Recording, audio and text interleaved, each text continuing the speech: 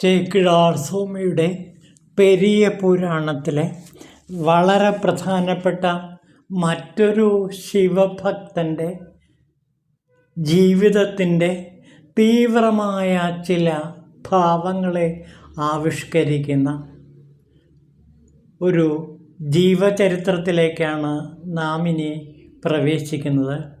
അദ്ദേഹത്തിൻ്റെ പേര് ചെറുത്തൊണ്ട നയനാർ എന്നാണ്. ഈ ചെറുത്തൊണ്ട നയനാരെ കുറിച്ചിട്ട് തിരുത്തൊണ്ടത്തൊകയിൽ സുന്ദരമൂർത്തി സ്വാമികൾ പാടുന്ന ഇപ്രകാരമാണ്: ഉഗ്രഭൈരവ പ്രീതിക്ക് ഓമനകുമാരനെ നിഗ്രഹിച്ചോരാ പരഞ്ജ്യോതിസിന് അടിമ ഞാൻ. ഓമനകുമാരനെ നിഗ്രഹിച്ച പിതാവിൻ്റെ അടിമയാണ് ഞാൻ. പരഞ്ജ്യോതിസ് എന്ന് പറഞ്ഞ ആ പിതാവിൻ്റെ അടിമയാണ് ഞാനെന്ന് ഇവിടെ സുന്ദരമൂർത്തി സ്വാമികൾ തിരുത്തൊണ്ടത്തൊകയിൽ വിശദമാക്കുന്നു. നമുക്ക് ആ ജീവിത സംഭവത്തിലേക്ക് കിടക്കാം. ചെങ്കാട്ടക്കുടി എന്ന ചോളനാട്ടിലെ പ്രശസ്തമായൊരു സ്ഥലമുണ്ട്. അവിടെ ജീവിച്ച ഒരു മഹാനാണ് പരഞ്ജ്യോതി. പേര് സൂചിപ്പിക്കുന്ന പോലെ ശിവജ്യോതിയായിരുന്നു അദ്ദേഹം.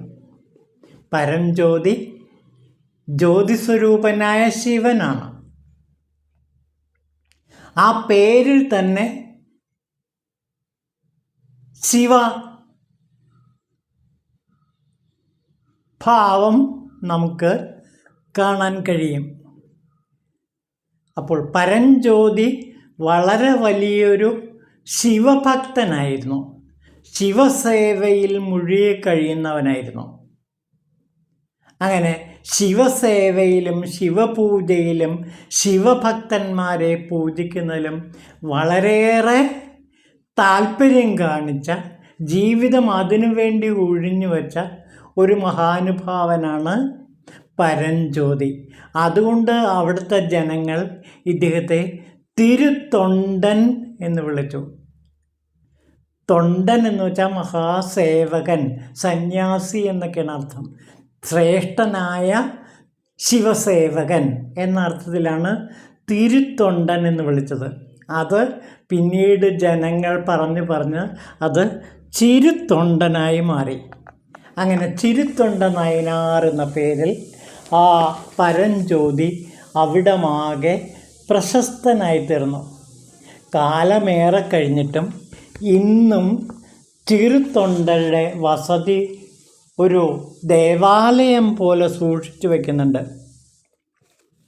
അദ്ദേഹത്തിൻ്റെ ഭക്തിയും അദ്ദേഹത്തിൻ്റെ ത്യാഗവും വാഴ്ചക്കൊണ്ട് ഇന്നും ചൈത്രഭരണി നാളിൽ തിരുച്ചെങ്കാട്ടക്കുടിയിലെ ചിരുത്തൊണ്ടരുടെ ഗ്രഹത്തിൽ 64 മൂലികകളെ കൊണ്ടുണ്ടാക്കുന്ന പിള്ളൈക്കറി ഉത്സവം ആഘോഷിക്കപ്പെടുന്നു. അവിടുത്തെ പ്രധാനപ്പെട്ട നിവേദ്യം പിള്ളൈക്കറിയാണ്. അതിൽ 64 മൂലികകളാണ് ചേർത്തിരിക്കുന്നത്. ഔഷധ മൂലികകളാണ് അത് ചേർത്തിരിക്കുന്നത്. അതാണ് പിള്ളൈക്കറി. വളരെയേറെ പ്രശസ്തമാണ് പിള്ളൈക്കറി. അത് എല്ലാ രോഗങ്ങളെയും മാറ്റുന്ന, സർവൈശ്വര്യങ്ങളും നേടിത്തരുന്ന ഒരു നിവേദ്യമാണെന്നാണ് പറയപ്പെടുന്നത് പിള്ളൈക്കറി. ഇന്നും അവിടെ പിള്ളൈക്കറി ഉണ്ടാക്കി ആ ഉത്സവം നടക്കുന്നുണ്ട്. ആ പിള്ളൈക്കറി ഉത്സവം നടത്തുന്നതിൻ്റെ പിന്നിൽ ഒരു സംഭവം വ്യക്തമാക്കുന്നുണ്ട്. നമുക്ക് ആ സംഭവത്തിലേക്ക് കിടക്കാം.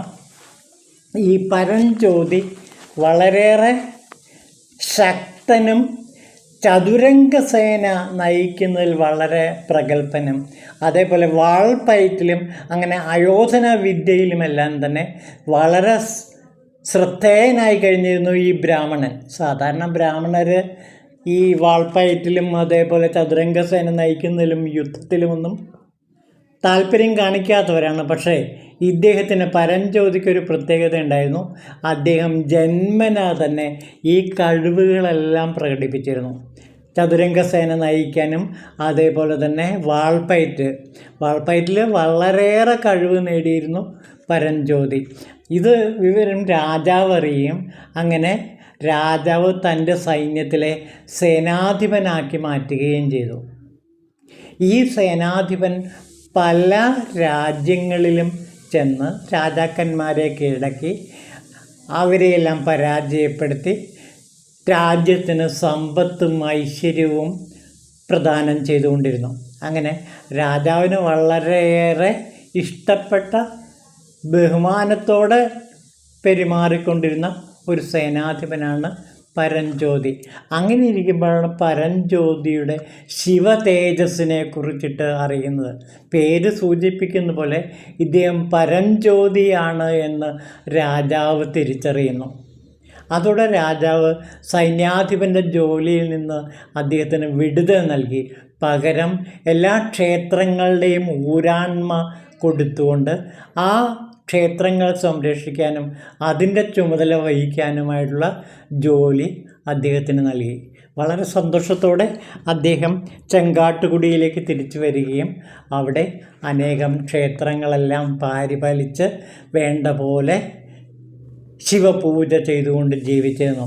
ഇദ്ദേഹം ഒരിക്കൽ ഒരു സംഭവം നടക്കുന്നുണ്ട്. ഇദ്ദേഹം സേനാധിപനായിരുന്നപ്പോൾ മഹാരാഷ്ട്രയിലെ ഒരു രാജാവിനെ ഇദ്ദേഹം പരാജയപ്പെടുത്തുന്നുണ്ട്. വളരെ രസകരമാണ് ആ സംഭവം. അപ്പോൾ രാജാവിൻ്റെ കൊട്ടാരത്തിൽ ഒരു ഗണപതി വിഗ്രഹമുണ്ടായിരുന്നു എന്നാണ് പറയുന്നത്. ആ ഗണപതി വിഗ്രഹത്തെ പൂജിച്ചിരുന്നു.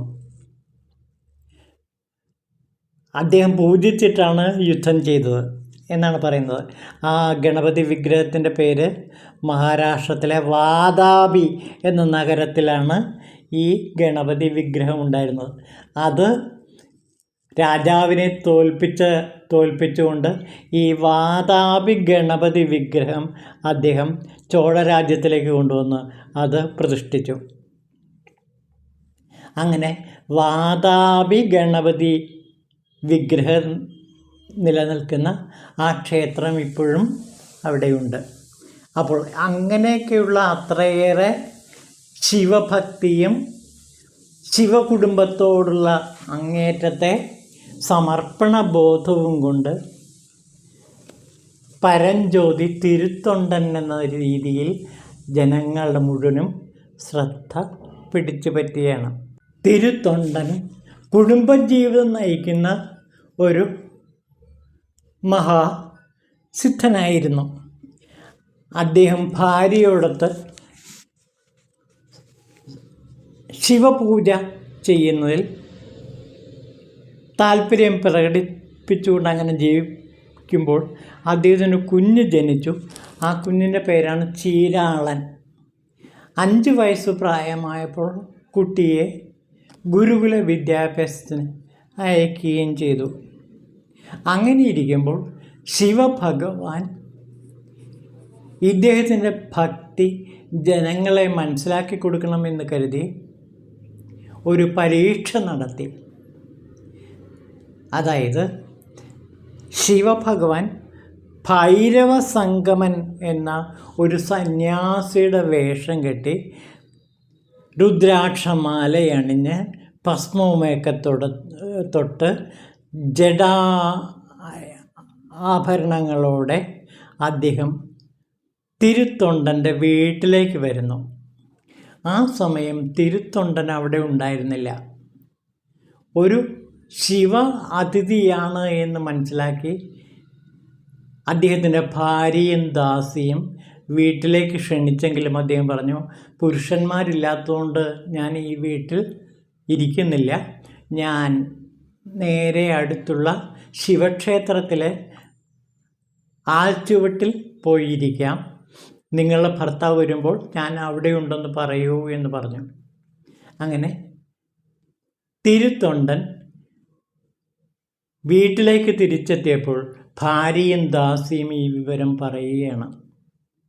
അങ്ങനെ തിരുത്തൊണ്ടൻ വർദ്ധിച്ച ആദരവോടെ ഭക്തിയോടെ ഭൈരവ സംഗമനെ തേടി ക്ഷേത്രത്തിലേക്ക് പോവുകയും അദ്ദേഹത്തോട് ഭക്ഷണം കഴിക്കാൻ വീട്ടിലേക്ക് ക്ഷണിക്കുകയും ചെയ്തു. ഭൈരവസംഗമൻ പറഞ്ഞു, ഞാൻ 6 മാസത്തിലൊരിക്കൽ പ്രത്യേക വ്രതാനുഷ്ഠാനം ചെയ്യുന്ന ദിവസമാണിന്ന്. അന്നത്തെ എൻ്റെ ഭക്ഷണം പ്രത്യേക നിഷ്ഠയോട് കൂടിയതാണ്. അത് ചെറുതൊണ്ടരെ കൊണ്ട് സാധ്യമല്ലാത്തതുകൊണ്ട് ഞാൻ പറയുന്നില്ല. അതുകൊണ്ട് ഊണ് കഴിക്കാൻ എന്നെ നിർബന്ധിക്കരുത് എന്ന് പറഞ്ഞു. തത്സമയം തിരുത്തൊണ്ടർ പറഞ്ഞു, അങ്ങ് ഏത് ഭക്ഷണമാണ് വേണ്ടതെന്ന് പറഞ്ഞാലും ഞാൻ അതെല്ലാം തന്നെ അങ്ങയുടെ ആ വ്രതാനുഷ്ഠാനത്തിന് അനുയോജ്യമായ രീതിയിൽ ഭക്ഷണം നൽകാമെന്ന് ഉറപ്പ് പറയുന്നു. അപ്പോൾ ഭൈരവസംഗമൻ തൻ്റെ ഭക്ഷണത്തിൻ്റെ ക്രമം പറയുകയാണ്. അതായത് പശുവിൻ്റെ ഇറച്ചിയാണ് ഞാൻ ആഹാരമായി ഇന്നേ ദിവസം കഴിക്കുക. അപ്പോൾ പറഞ്ഞു, ശരിയാണ്, ഞാൻ പശുക്കളെ വളർത്തുന്നതാണ്, ഒരു പശുവിനെ കൊന്നിട്ട് അതിൻ്റെ ഇറച്ചി വയ്ക്കാം. അപ്പോൾ ഭൈരവസംഗമൻ എന്ന സന്യാസി പറഞ്ഞു, ഞാൻ പശു എന്ന് ഉദ്ദേശിച്ചത് നരമാംസത്തെക്കുറിച്ചിട്ടാണ്. പശുവിന് മനുഷ്യർ എന്നർത്ഥമുണ്ട്. അപ്പോൾ പശു എന്നുള്ള പദം അങ്ങയുടെ മകനെ സൂചിപ്പിച്ചിട്ടാണ് ഞാൻ പറയുന്നത്. അതുകൊണ്ട് മകൻ്റെ ശിരസ് എനിക്ക് ഭക്ഷണമായിട്ട് തരണം. അങ്ങനെയാണെങ്കിൽ ഞാൻ ഊണ് കഴിക്കാൻ വരാമെന്ന് പറഞ്ഞു. തിരുത്തൊണ്ടർ വീട്ടിലിരുന്ന് ഭാര്യയുമായി സംസാരിച്ചപ്പോൾ ഭാര്യ ഈ ഭക്തൻ്റെ മഹാഭക്തി എന്താണെന്നറിയാവുന്നത് 2 പേരും കൂടെ ഒരുമിച്ച് അത് സമ്മതിക്കുകയും തിരുത്തൊണ്ടൻ തിരിച്ച് ഭൈരവസംഗമൻ്റെ അടുത്ത് വന്ന് ഭക്ഷണത്തിന് വരൂ എന്ന് പറഞ്ഞ് വിളിക്കുകയും ചെയ്തു. ആ സമയം തിരുത്തൊണ്ടർ തൻ്റെ മകനെ ഗുരുകുലത്തിൽ നിന്ന് വിളിച്ചുകൊണ്ടുവരികയും വളരെ എല്ലാം വിവരങ്ങളും ആ കുഞ്ഞിനോട് പറഞ്ഞപ്പോൾ കുഞ്ഞ് ചിരിയോടെ, ഒരു പുഞ്ചിരിയോടെ സമ്മതിച്ചു. അങ്ങനെ കുഞ്ഞിനെ വീട്ടിലേക്ക് കൊണ്ടുവന്നു.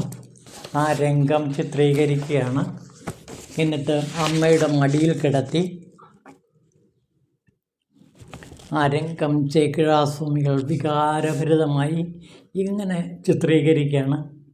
ഇനിയ മഴലൈക്കിണക്കിണക്കാൽ ഇരണ്ടും മടിയിൽ പുടയിടുക്കി കനിവായി മൈന്ദൻ കൈരണ്ടും കയ്യാർ പിടിക്കാ തലവനും നനി നിഴടുവകൈ ഉറുകിൻറാറെൻ്റെ മകിഴ്ந்து നകை செய் തനിമാ മകനെ താതയ്യാർ കരുവി കൊണ്ട് തലയരിവാർ. കരുവി കൊണ്ട് തല അറുത്തു കുഞ്ഞിൻ്റെ. എന്നിട്ട് ആ ശിരസ് പാകം ചെയ്യുകയാണ് ചെയ്തത്. ദാസിയാണ് അത് പാകം ചെയ്തത്. അങ്ങനെ ഭൈരവൻ വീട്ടിലേക്ക് വരികയും ആ ഭക്ഷണം കഴിക്കാനിരിക്കുകയും ചെയ്തു. അപ്പോൾ സന്യാസി പറഞ്ഞു, ഇത് ഞാൻ ഒറ്റയ്ക്ക് കഴിക്കില്ല, എൻ്റെ വ്രതാനുഷ്ഠാനത്തിനനുസരിച്ചിട്ട് കുടുംബം മുഴുവൻ വന്നം, അതുകൊണ്ട് അങ്ങയെയും അങ്ങയുടെ ഭാര്യയും സദ്യക്കിരിക്കുക, മകനെയും വിളിക്കുക എന്ന് പറഞ്ഞു. അപ്പോൾ മകൻ നേരത്തെ തന്നെ മരിച്ചതാണ്. മകനെ വിളിക്കാൻ അദ്ദേഹം ആവശ്യപ്പെട്ടു. ഉടനെ തന്നെ തിരുത്തൊണ്ടർ മകനെ വിളിക്കുകയാണ്. മകനെ വിളിച്ചപ്പോഴേക്കും മകൻ പുഞ്ചിരിച്ചുകൊണ്ട് ആ ബാലൻ അവിടേക്ക് ഓടി വന്നു. ആ സമയം അവിടെ വിളമ്പിയിരുന്ന ഭക്ഷണം കാണാനില്ലായിരുന്നു. അതേപോലെ സന്യാസിയെയും കാണാനില്ല. പകരം അവിടെ ശിവപാർവതിമാർ കാണുകയാണ്.